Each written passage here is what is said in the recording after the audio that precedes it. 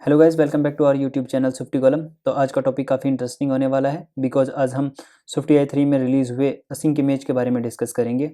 उससे पहले एक इंपॉर्टेंट नोट, यदि आप या आपका कोई फ्रेंड आईएएस इंटरव्यूज़ की प्रिपरेशन कर रहा हो तो please check our website swiftycolumn.com। यहाँ आपको डिफरेंट कंपनीज़ के आईएएस इंटरव्यूज़ के क्वेश्चन मिल जाएंगे, लिंक आपको डिस्क्रिप्शन में मिल जाएगा। तो चलिए स्टार्ट करते हैं। What is async image? Async image A view that asynchronously loads and display an image. चलिए इसे कोड के थ्रू समझते हैं। तो उसके लिए सबसे पहले हमें एक्सकोड 13 की नीड होगी।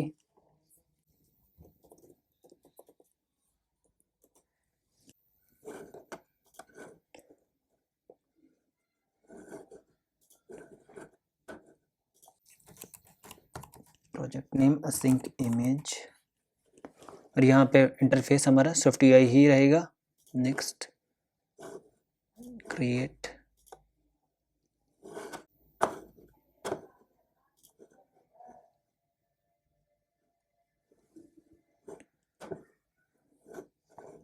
तो सबसे पहले जो हमारा असिंक इमेज है वो iOS 15 को सपोर्ट करता है। तो सबसे पहले यहाँ पे हमें वर्जन चेंज करना होगा, दैट इज iOS 15।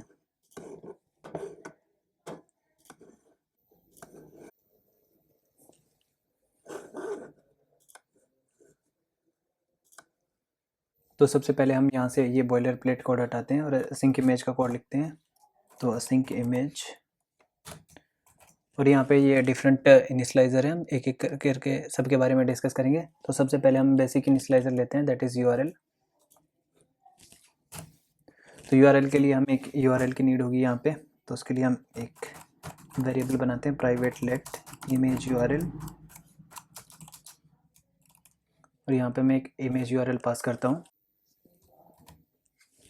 ये हमने कॉपी पेस्ट कर दिया, और यहाँ पे यूआरएल के अंदर हम इस स्ट्रिंग को पास करते हैं, it is image URL. Preview को लोड करते हैं। तो यहाँ पे ये इमेज लोड हो गई है। अब यहाँ पे जो इमेज है ये काफ़ी बड़ी दिखा रहा है, इसके लिए हम दूसरा इनिशियलाइज़र यूज़ कर सकते हैं इसी का। इससे हमने क्या किया कि हमारी जो इमेज है उसका यूआरएल इस इमेज में लोड हो गया है और उसे इमेज को डिस्प्ले करा दिया है। तो अब जो इसका साइज़ है उसे रिसाइज करने के लिए हम दूसरा इनिशियलाइज़र यूज़ कर सकते हैं, that is scale async image.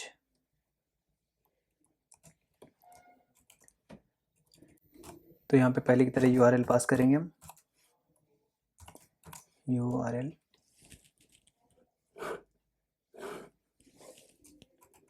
String image URL.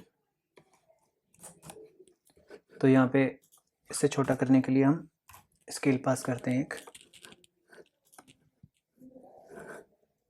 तो ये यहाँ पे छोटा हो गया। तो यहाँ पे हमने इसका दूसरा इनिशियलाइज़र यूज़ कर लिया। अब यहाँ पे हमने डिस्कस कर लिया है कि यूआरएल कैसे पास होगा और हम उसे रिसाइज कैसे कर सकते हैं, छोटा कैसे कर सकते हैं। और अब हम तीसरी चीज़ के बारे में डिस्कस करते हैं कि जब तक हमारी इमेज लोड ना हो जाए, अगर हमें तब तक कोई प्लेस होल्डर शो कराना है तो उसके लिए हम कौन सा इनिशियलाइज़र यूज़ करेंगे और कैसे यूज़ करेंगे। तो चलिए वो देखते हैं। तो यहाँ पे हम असिंक इमेज फिर से लिखते हैं और इस बार प्लेस होल्डर वाला सेलेक्ट करते हैं। ये तो पहले वाला एज इट इज़ हम करेंगे, इसके अंदर यूआरएल और स्ट्रिंग इमेज यूआरएल। कंटेंट हमारा जो है वो व्यू है, जो वो हमारी इमेज ही है।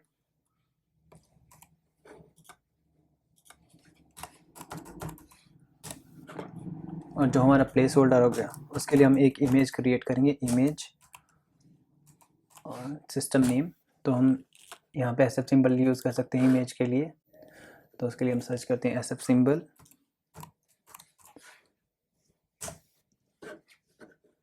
और यहाँ पे सेलेक्ट करते हैं फ़ोटो, सर्च करते हैं फ़ोटोज़ के लिए। ये वाले का नेम हम कॉपी कर लेते हैं और यहाँ पे स्ट्रिंग एज ए स्ट्रिंग डाल देते हैं।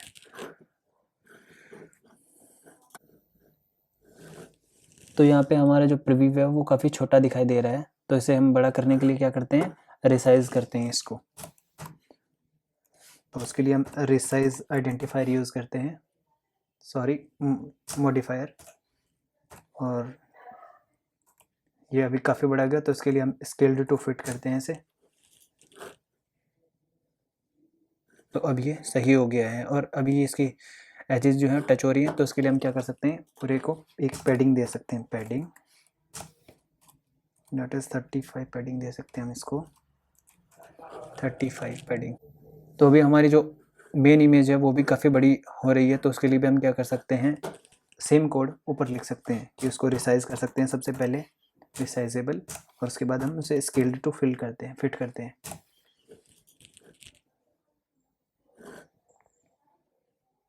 तो अब हमारा कोड सही है, लेकिन हम जो प्लेस होल्डर दिखा रहे हैं उसका बैकग्राउंड कलर जो है वो ब्लैक है, तो उसको हम चेंज कर सकते हैं। तो उसके लिए हम एक मॉडिफायर यूज़ करते हैं, फोरग्राउंड कलर, और उसमें एक कलर पास करते हैं, दैट इज़ रेड। तो अभी रेड हमें काफ़ी डार्क लग रहा है, तो उसके लिए हम क्या कर सकते हैं कि इसे प्लेस होल्डर दिखाने के लिए हम ओपेसिटी पास कर सकते हैं, एक ओपेसिटी दैट इज़ 0.5, हमने 0.5 ओपेसिटी पास कर दी है, तो अभी ये प्लेस होल्डर टाइप दिख रहा है और हमारी इमेज। तो अभी ये सही चल रहा है पूरा का पूरा कोड, बट यहाँ पे हमने काफ़ी सारी कोड जो है वो रिपीट कर दिए हैं, तो अब हमें अपने कोड रिफैक्टर करना होगा। तो उस कोड रिफैक्टर करने के लिए हम इमेज एक्सटेंशन का यूज़ कर सकते हैं। तो चलिए एक इमेज एक्सटेंशन क्रिएट करते हैं, एक्सटेंशन इमेज, और उसमें कोई एक फंक्शन लिखते हैं हम, फंक्शन इमेज विद मॉडिफायर, और ये रिटर्न करेगा हमारा some view, self dot resizable dot scale to fit, और यहाँ पे हम इस एक्सटेंशन को यूज़ कर सकते हैं, इमेज विद मॉडिफायर, और यहाँ पे जो हमने ये दो यूज़ किए थे इनकी जगह पे सेम इमेज विद मॉडिफायर।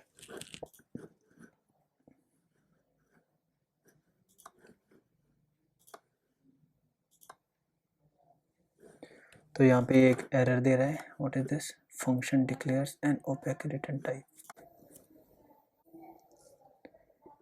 अब हम इसको रिज्यूम करके देखते हैं एरर क्यों दे रहा है।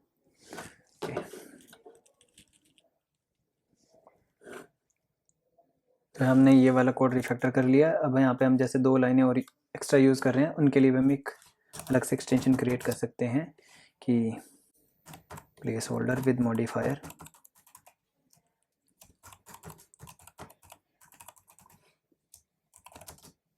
सेम, ये रिटर्न करेगा सम व्यू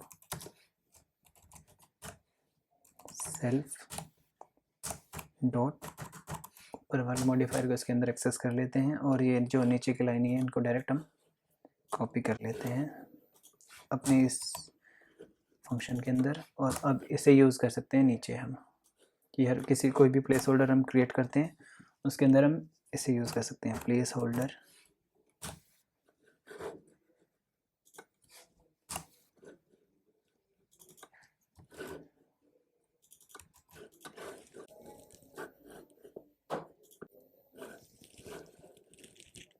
तो यहाँ पे हमारा कोड रिफैक्टर हो गया है, हमने एक्सटेंशन की हेल्प से अपना कोड रिफैक्टर कर लिया है। तो चलिए अब आगे के बारे में समझते हैं। हमने यहाँ पे प्लेस होल्डर यूज़ कर लिया है, यूआरएल भी पास कर लिया, कोड रिफैक्टर यूज़ कर लिया एक्सटेंशन की हेल्प से। अब हम देखते हैं कि कभी कभी ऐसा होता है कि जब हम कोई यूआरएल पास करते हैं कि वो अगर यूआरएल गलत हो तो हमारी इमेजेस लोड नहीं होती है। अब यहाँ पर हम देखते हैं कि उसे कैसे हैंडल करेंगे। तो चलिए इस कोड को हम कमेंट करते हैं और नेक्स्ट उसके लिए कोड लिखते हैं।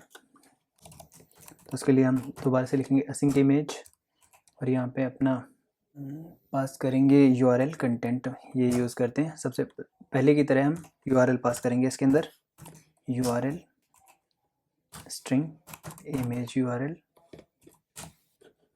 और यहाँ पे जो है यहाँ पे हम फेजेस पे चेक लगाएंगे।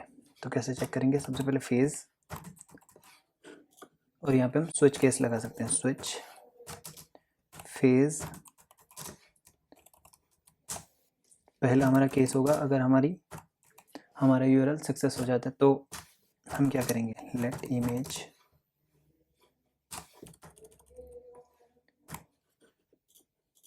तो यहाँ पे हम अपनी इमेज को डिस्प्ले करा देंगे। तो उसके लिए क्या करते हैं, इमेज एंड अपने एक्सटेंशन पहले वाला जो मॉडिफायर हमने क्रिएट किया था वो यूज़ करते हैं, इमेज विद मॉडिफायर,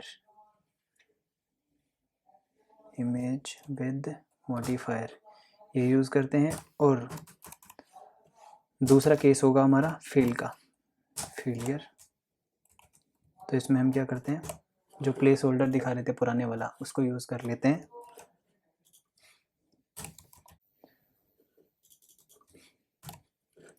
और एक हो गया हमारा केस ब्लैंक के लिए, जब हमें एम्प्टी मिलेगा। तो अभी एम्प्टी के लिए ये इमेज सही है, लेकिन हमें फेलियर के लिए एक बग वाली इमेज कोई चाहिए होगी। तो हम क्या करते हैं, वापस से अपने एसएफ सिंबल फाइल पे जाते हैं और बग के लिए देखते हैं। तो उसके लिए ये पिक कर लेते हैं, कॉपी नेम, और यहाँ पे इसे ड्रैग कर देते हैं।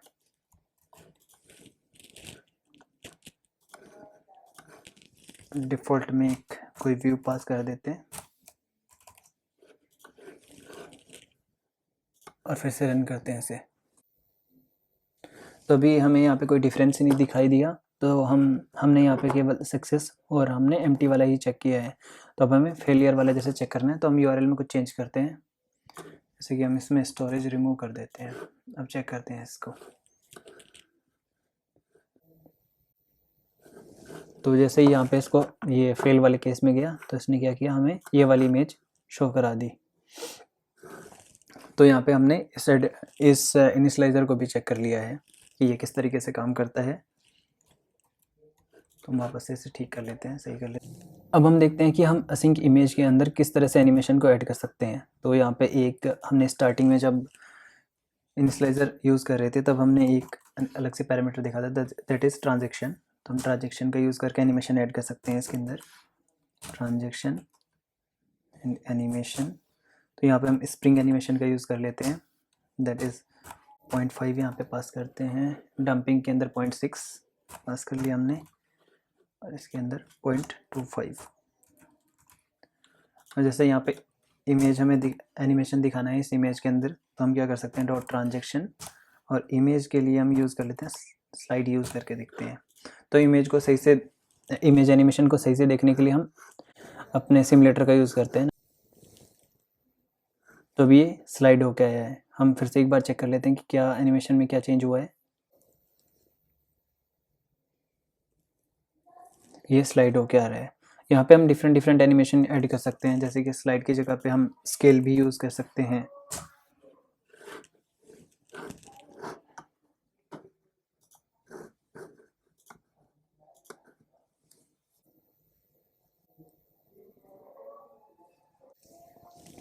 तो यहाँ पे हमने एनिमेशन भी चेक कर लिया कि किस तरीके से हमारा एनिमेशन काम करता है। सो गाइस, आज के लिए इतना ही। आई होप आपको ये सेशन पसंद आया होगा। So please do like and share the video and don't forget to subscribe the channel.